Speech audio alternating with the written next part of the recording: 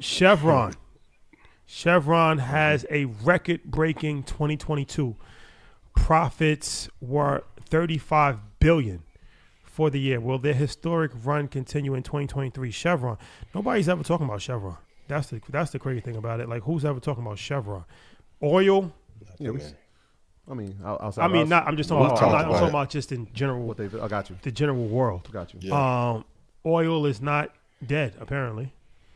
So let's talk about that. Yeah, if you look at the number one sector last year, it was energy. So I think energy was up 23% last year, or some number like that. These are one of those necessities. When we talk about the things that you will need, right? These things are necessities. Consumer staples necessities. Energy is a necessity. Chevron had a great quarter, and I'll let you touch on it a little bit. But, I mean, tomorrow we're going to see another company that nobody talks about that's probably going to have an even better quarter in Exxon, right? They're looking at, what did they do, $35 billion? They're looking at estimated of $56 to $59 billion in revenue for the year. So energy is one of those sectors, man. When you get the timing right on it and you look at the world factors, obviously the crisis in Russia, we've seen oil prices spike, and we haven't had a solution there yet. So this is one of those sectors, man. You got to look at, and this is a stalwart. This is one of those legacy brands, especially when in the end. Wait, define stalwart. Come on, you're in teacher mode. Let's go. It's because teach us. Tell us. It was the Texas reference. I got it. Yeah, it's just one of those legacy companies that we don't think about when we think of investors, because it's not sexy enough. It's just not sexy enough. But there's growth there if you get into the right if you get in at the right number. Yeah, Chevron is the second most dominant player in the energy space. Amazing management. Also, please write this down. Anytime that oil or energy companies go up a lot, it's usually a sign that we are in a recession. So one of the indicators I'm looking at, I told you before, to see if we come out of a recession, is how well China's COVID policy is reversed. So when they start to let people come out of mass. Number two, how well Alibaba does. Number three, I'm looking at Chevron to see how well they do this year, which would be an indication on if we are in a recession or not. So if you go back to, what year is this? 1985. IPO, the low of that year was $7.31. By 2002, it was at $32.50, which is a great low to boat price for the stock. So incredible return from there. From 2002 up to 2016, it was at $77.84. Another great low to boat price. In 2020, it came down to $50.97, and from there it went from 50 to 174.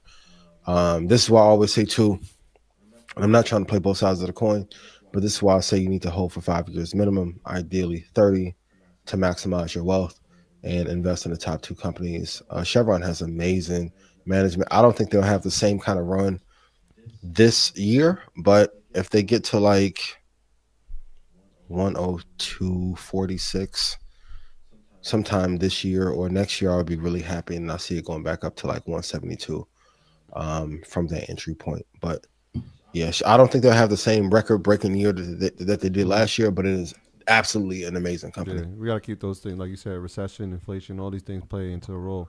When we talk about gas prices going up, oil prices going up, obviously the profits are going to go up as well for the company that's producing it. So, yeah. Almost every asset class works if you hold it for a long period of time. The biggest mistake we make is holding on to assets for too little. And sometimes we do it in personal relationships. So like you got, well, Troy, not you because you're smart, but everyone in the audience and everyone watching, have you ever like held on to a bad relationship too long and then you had something good and you're like, oh, that's boring, let me let that go. We'll often do the same thing with a great company versus a bad one. Like when everyone was GameStop and AMC crazy, I didn't hear anyone mention Exxon really or Chevron, and these panned out to be two really good stocks to hold for the long term. Yeah, as well. Yep. All right. Well, we'll monitor the situation, but can we monitor and bring Shook Shotty out, please? I'm trying to really, chill out. Yeah, we're gonna chill. You can't go crazy every week. You gotta, take time. I learned that the hard way too. Take time off. So I'm gonna be diplomatic. This time around. And You need me to get the leather jacket? I can go back to my normal state. be diplomatic, man. Hit the like button and share this video, please.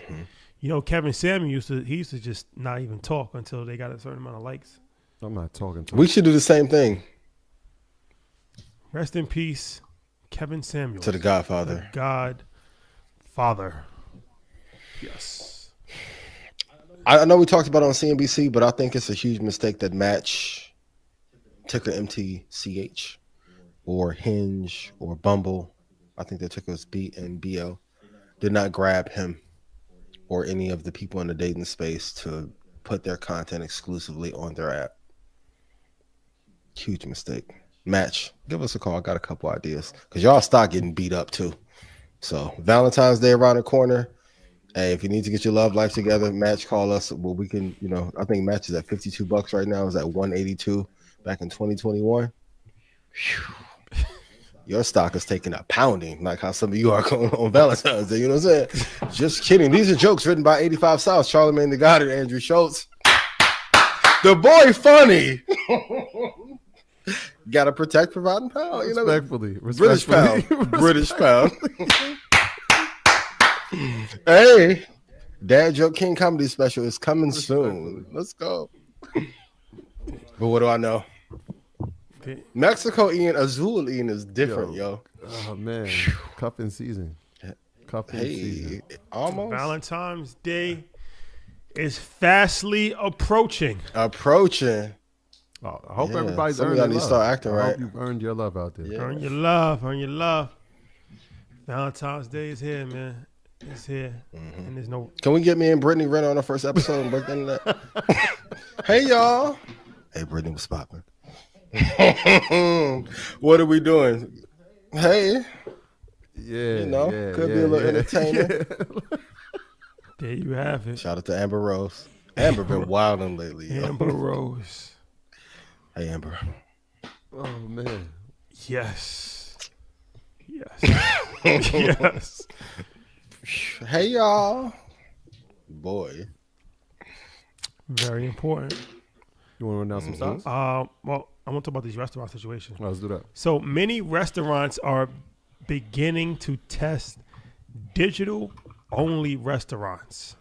How will this affect the economy over the next decade? What is a digital-only restaurant? Remember when ghost kitchens got really popular during COVID and people were like having pop-ups and delivering the food? Taco Bell is the one that issued it. And shout out to Econundrum because he was the one who I saw make the post first. They did a pilot here in Texas where the Taco Bell was fully automated. I think it had one person in there like watching everything, but no employees. I have a buddy that works in the restaurant industry, and they said in 4 years they want to have majority, like 30% of the workforce to be, 30% of the restaurants that are fast food based to be robot driven. So you potentially could have a lot of these restaurants eliminate workforce, would clear up a lot of money on the books, save a lot of revenue, and probably could drive profits. I've been looking at Darden Restaurants. The ticker is DRI. Historically, an amazing company to invest in. I'm mad I didn't call it in 2020. 2020 went down to $29.11. It is now at $146.92. Everyone put in chat, what are some of the companies that Darden owns? But for lower, and probably won't be McDonald's, but like Burger King, Taco Bell, Jack in the Box, In-N-Out Burger, I can see them making a switch to put in automation. And for everyone who may think that it's crazy, I don't know if you've been to the grocery store lately.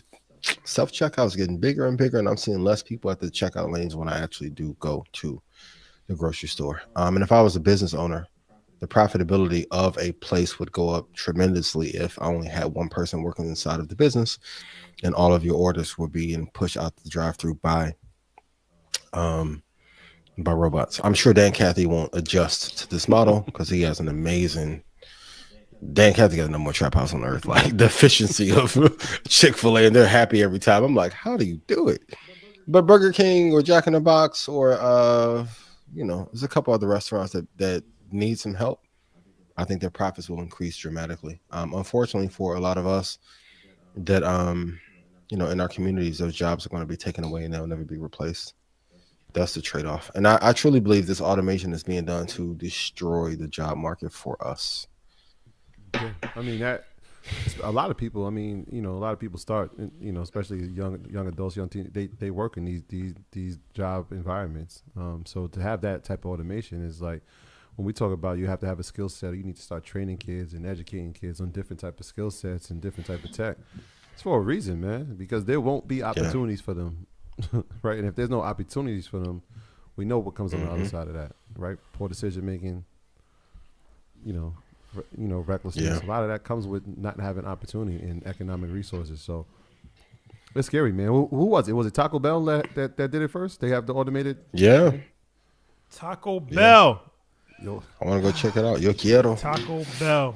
never ate Taco Bell in my life. You? Of course. Really? Yeah, I never. Of course. Taco Bell. When I was in college, I ate Taco Bell. Chicken burrito. Chicken burrito. Yeah, Quesadilla. they merged with KFC, so that was like, Taco Bell. Yeah, that's tough. yeah. Shout out to KFC. Remember the honey barbecue wings when they first dropped? Used to be fire back in the day. My graduates from my school being Forbes, bag drop. Bag drop. A mic drop, bag drop. Bag drop.